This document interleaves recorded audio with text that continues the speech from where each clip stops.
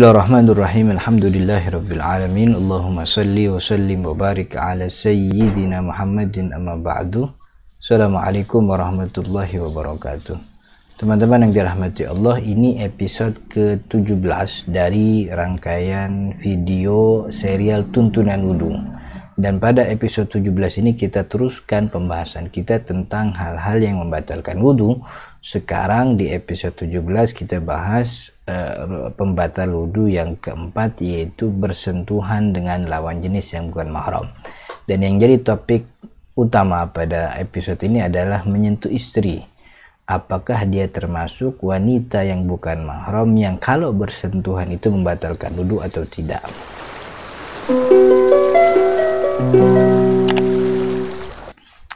Teman-teman yang dirahmati Allah, sebagaimana kita tahu di episode sebelumnya, inilah 5 pembatal wudu. Dan kita akan bahas pembatal wudu nomor 4, yaitu bersentuhan dengan lawan jenis yang bukan mahram. Jadi lebih tepatnya tuh lebih enak kalau kita sebut bersentuhan, bukan menyentuh.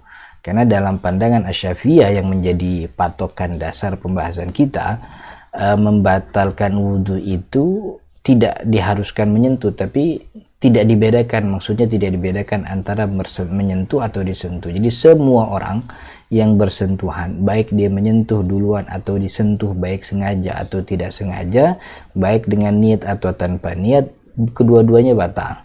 Jadi yang tepat tuh bersentuhan dengan lawan jenis yang bukan mahram. Kenapa itu membatalkan wudu? Dalam Al-Quran, awla mastumun nisa falam tajidu ma'an fatayammamu, begitu. Kata Allah Subhanahu wa taala ketika menjelaskan tentang wudu, lalu diteruskan dengan hal yang batalin wudu. Allah mengatakan lamastumun nisa, ketika kalian menyentuh perempuan, bersentuhan dengan perempuan. Nah, lamastumun nisa diartikan oleh ulama Asy-Syafi'iyah, mazhab kebanyakan kita orang Indonesia, itu sebagai bersentuhan dengan wanita, begitu. Dan kedua-duanya batal, yang menyentuh dan disentuh hukumnya batal wudunya. Nah, perlu diketahui juga teman-teman yang dirahmati Allah, agar tidak bingung nantinya mendapati permasalahan seputar berkaitan dengan ini, bersentuhan dengan lawan jenis, karena memang ada 3 pandangan ulama. Jadi ada 3 pandangan ulama yang muncul ketika membahas ayat ini, yaitu tepatnya kalimat awla mastumun nisa. Pertama, ini ulama Asy-Syafi'iyah yang mengatakan lamastumun itu artinya menyentuh. Jadi tidak ada diartikan kemana-mana artinya bahwa lamasa yulamisu artinya bersentuhan. Maka ketika laki-laki bersentuhan dengan wanita yang bukan mahram, wudunya batal.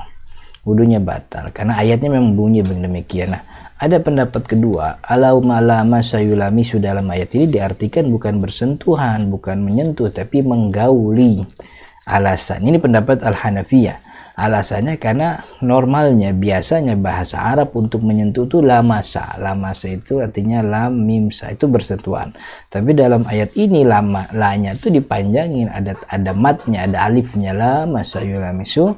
Itu seperti punya makna lebih. Makna lebihnya itu mufa'alah. Mufa'alah itu diartikan sebagai menggauli, begitu. Maka dalam pandangan Al-Hanafiyah, bersentuhan dengan lawan jenis yang bukan mahram tidak membatalkan wudu, karena yang membatalkan wudu itu adalah berhubungan badan, begitu. Nah, tapi pendapat atau makna ini dibantah oleh ulama Syafi'iyah karena terlalu jauh kalau mengartikan lamasa yulamisu dalam ayat ini sebagai menggauli, karena ayat ini urutannya jatuh setelah kalimat auja'a ahadun minkum minal ghaid. Ketika kamu datang dari buang hajat. Buang hajat, keluar sesuatu dari lubang kemaluan, itu membatalkan wudu. Itu pembatal wudu, bukan penyebab hadas besar. Nah, karakternya Al-Quran, ketika Al-Quran mengumpulkan beberapa item dalam satu frase, dalam satu baris, dalam satu ayat, itu salah satu karakternya menunjukkan kesamaan hukum. Maka tidak terlalu jauh kalau kemudian dalam satu ayat itu ada satu hukum membatal wudu, satunya lah satu item lagi justru penyebab hadas besar. Itu enggak terlalu jauh kalau diartikan demikian. Kemudian kalau diartikan menggauli, ulama Syafi'i mengatakan kalau diartikan sebagai menggauli, Al-Quran punya kata sendiri untuk maksud menggauli, yaitu sebagaimana perkataan Allah melalui mulutnya Sayyidah Maryam ketika Sayyidah Maryam ketahuan bahwa dia mengetahui bahwa dirinya hamil. Beliau mengatakan kaifa yakunu li walad wa lam yamsasni bashar. bagaimana mungkin aku punya anak padahal lam yamsasni bashar, aku tidak sekalipun disentuh oleh laki-laki. Nah, itu yang kan maksudnya menggauli. Nah, menggauli, Al-Quran punya kalimat mas saya mas lam yamsasni bashar. Maka Al-Quran konsisten kalau pakai ayat kalimat itu, maka dalam ayat lain untuk arti yang sama pakai kalimat itu juga. Tapi ini tidak begitu. Jadi untuk dikatakan menggauli, Al-Quran punya makna sendiri. Nah, pendapat ketiga ini pendapat Imam Ahmad bin Hambal dan juga Al-Malikiyah, bahwa yang diartikan lamasa di sini menyentuh dengan syahwat.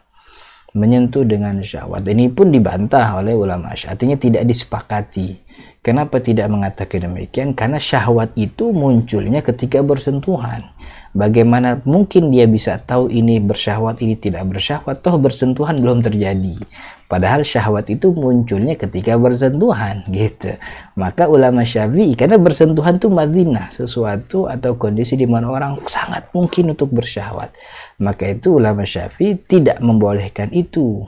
Tidak ada beda antara syahwat, karena syahwat belum diketahui kecuali nanti ketika bersentuhan, begitu. Inilah tiga pandangan ulama. Tapi apapun itu, bahwa ulama Syafi'i mengatakan membatalkan wudu kalau bersentuhan dengan syahwat atau tanpa syahwat, dengan ada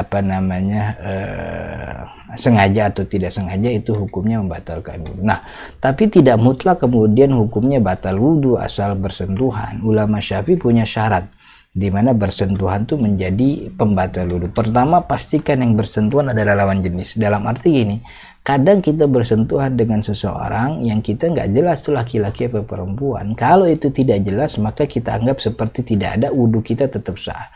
Katakanlah kita keluar dari rumah dalam keadaan sudah berwudu, ingin menuju ke masjid, tiba-tiba di jalan kita disenggol oleh orang yang sedang berlari. Kencang dia larinya, disenggol dan bersentuhan kulit kita, gitu. Kemudian kita lihat itu yang nyenggol tadi laki-laki atau perempuan, harus jelas dulu. Kalau yang menyenggol itu laki-laki, ya kita nggak batal. Tapi kalau perempuan, ya kita batal. Cuman dipastikan dulu laki atau perempuan. Karena yang lari sekecing itu sih biasanya laki-laki. Cuman kok rambutnya gondrong, kan gitu. Cuman kok rambutnya gondrong, kan gitu. Kalau rambut gondrong kan nggak mesti laki-laki, nggak mesti perempuan, laki-laki juga ada. Tapi lari sekencang itu kan nggak mungkin juga perempuan, bisa saja perempuan. Karena pemenang juara 1, bahkan 1, 2, 3 juara lomba lari maraton nomor putri di Asian Games itu perempuan semua. Nomor putrinya. Artinya kita nggak jelas itu laki atau perempuan. Disebut laki kok rambutnya gondrong, disebut perempuan kok larinya cepat, gitu ya. Jadi ketidakjelasan itu seperti tidak ada, maka wudhu kita tetap sah. Kemudian yang kedua, bersentuhan pada bagian yang ada dagingnya tidak batal kalau bersentuhan pada gigi, kuku, rambut. Gigi, kuku, rambut. Jadi kalau kita lagi di motor mau ke masjid, tiba-tiba ada perempuan naik motor, samping kita berhenti lampu merah, kemudian dia kibaskan rambutnya, itu kayak iklan sampo, kita ketampar dengan rambutnya, itu tidak membatalkan wudhu. Karena yang kita sentuh bukan bagian yang ada dagingnya, tapi itu rambutnya, kecuali yang kita pegang tuh rambut yang ada di pala atasnya, gitu. Itu megang pala namanya, bukan megang rambut, gitu. Kemudian yang ketiga, bersentuhannya tanpa penghalang. Artinya kalau bersentuhannya dengan pakaian atau dengan sarung tangan atau dengan apapun lah, itu yang membuat penghalang, artinya menghalangi antara kulit dengan kulit, itulah yang dikatakan tidak membatalkan. Jadi yang batal itu kalau langsung ketemu kulit dengan kulit. Kemudian yang keempat, bersentuhan dengan wanita yang sudah balik. Anak kecil nggak batal. Kita datang ke masjid, kemudian di masjid beberapa warga sedang ngomong anaknya misalnya. Ibu lagi ngomong bayinya, dan kita kenal orang tersebut. Bayinya kita pegang, anaknya lucu ya, cantik, gitu. Itu kita nggak batal. Yang batal kalau kita pegang pipi ibunya, nah itu yang batal. Itu bukan cuma batal, akhirnya kita berantem sama suaminya juga, kan gitu. Jadi itu syarat yang keempat. Nah, syarat yang kelima, bersentuhannya dengan wanita yang bukan mahram. Maka wanita yang mahram, ibu, adik kandung, kakak kandung, anak kandung, atau anak tiri yang ibunya sudah kita gauli, itu tidak membatalkan wudhu gitu, karena mahram itu bisa karena sebab nasab, bisa karena sebab pernikahan, bisa karena sebab sesusuan. Dan istri tidak bagian daripada tiga ini. Istri bukan mahram karena sebab nasab, istri bukan mahram karena sebab pernikahan, karena ketika pernikahan terjadi yang mahram itu bukan istri, yang jadi mahram itu ibu mertua kita gitu. Kemudian karena sebab susuan, kalau sebab susuan kan gak boleh nikah, jadi istri itu bukan mahram kita. Jadi istri bukan mahram kita. Semua sepakat istri bukan mahram, karena itu bersentuhan dengan lawan jenis termasuk istri, karena dia bukan mahram itu wudunya batal. Beberapa ulama menyebutkan bersentuhan istri tidak batal itu bukan karena dia tidak mahram, itu karena perbedaan dalam arti lama sayulamis yang tadi kita jelaskan di awal. Jadi bersentuhan dengan istri batal atau tidak batal menurut pendapat Asy-Syafi'iyah. Mudah-mudahan ada manfaatnya. Mohon dukungan untuk subscribe sekaligus menyebarkan video ini ke teman-teman yang lain. Mohon maaf jika ada kata yang kurang berkenan. Hadanallahu wa iyyakum ajma'in. Assalamualaikum warahmatullahi wabarakatuh.